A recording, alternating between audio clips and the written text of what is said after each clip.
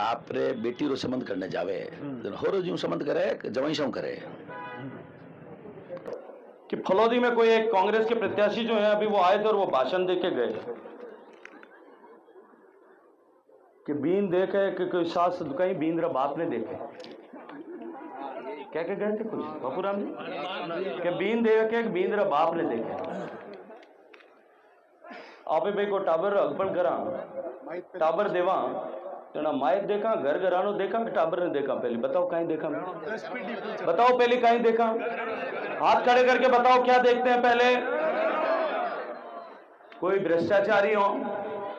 भ्रष्टाचार के आरोप में जेल से बाहर जमानत पर छूटे हुए हो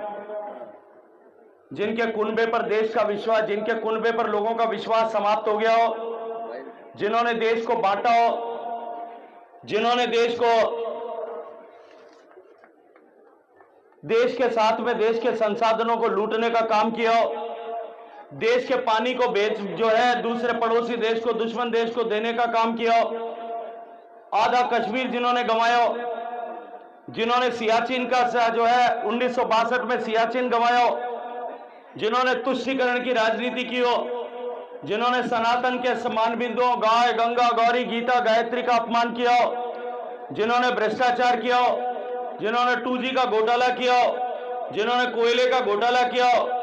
जिन्होंने भारत की सेनाओं के द्वारा 65 और 71 में जीता हुआ हिस्सा जो है वो पड़ोसियों को दुनिया के दबाव में दे दिया हो जिन्होंने देश के बाहर जाकर के देश का अपमान किया हो हमारे घर में आपा टाबर देवा कहीं भाई देवा कहीं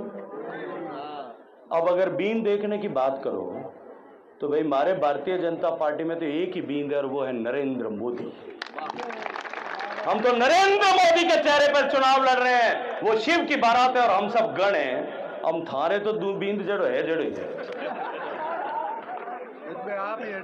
तो वोट बंद हो हम 55 बरस तो हो गया हमें तो वोट बंधन नहीं संभावना मैंने लागे कि बच्ची को तो हमें हमारे बीन तो भाई है जड़ा ही है हमारे बीन नरेंद्र मोदी जी है नरेंद्र मोदी जी की बारात में हम सब दूल्हे को अच्छा जो है दूल्हे को आगे बढ़ाने के लिए हम सब लोग आगे काम करें मित्रों ये चुनाव जो है ये साधारण चुनाव नहीं है सामान्य चुनाव नहीं है ये चुनाव इस देश की तकदीर का फैसला करने वाला चुनाव है आजादी के 75 साल बाद में आकर के देश अब जिस मुकाम पर खड़ा हुआ है और जिस संकल्प के साथ में आने वाले 25 साल में हम देश को विकसित भारत बनाएंगे उस संकल्प के साथ में देश 140 करोड़ लोगों की ताकत के साथ में जब आगे बढ़ रहा है इस 25 साल की आधारशिला रखने का चुनाव जो है वो इस बार का लोकसभा चुनाव हो। अब मुझे एक बात बताओ नींव रखते हुए कोई पप्पू को अपने घर में कारीगर बुलाता है क्या उसको जिम्मेदारी देता है क्या भाई कोई देता है क्या जब नहीं देता है तो आप दे सकते हो क्या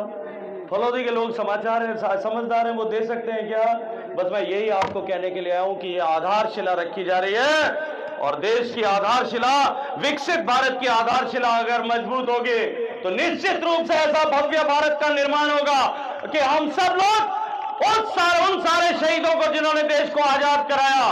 उन सारे लोगों ने जिन्होंने देश की रक्षा के लिए अपने प्राणों को न्यौछावर किया उन सबको सच्ची श्रद्धांजलि देने के हकदार बन जाएंगे और वो हक दिलाने के लिए नरेंद्र मोदी जी के नेतृत्व में हम भारतीय जनता पार्टी के लोग इस चुनाव के मैदान में उतरे मित्रों कुनबे का फर्क वो अभी जसवंत सिंह जी कह रहे थे वो राम के अस्तित्व को नकारने वाले लोग